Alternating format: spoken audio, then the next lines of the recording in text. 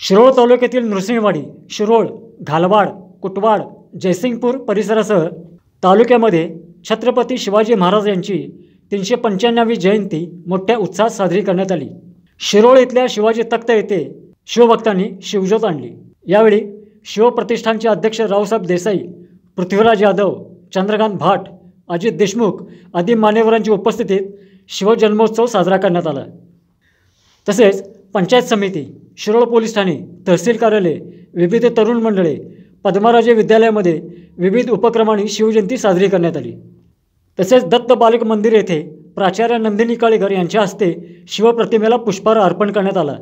तर श्री शिवप्रताप या छत्रपती शिवाजी महाराजांच्या चरित्राचे वाचन करण्यात आले। यावेळी दत्त शिक्षण प्रसारक मंडळाच्या संस्थापिका पुष्पा काळेकर, संस्थेचे चेअरमन महेश काळेकर, धनंजय लवटे, आर के नदाफ, उर्मिला पाटील, काशीनाथ सावगावे, हिरालाल माने आदी उपस्थित होते।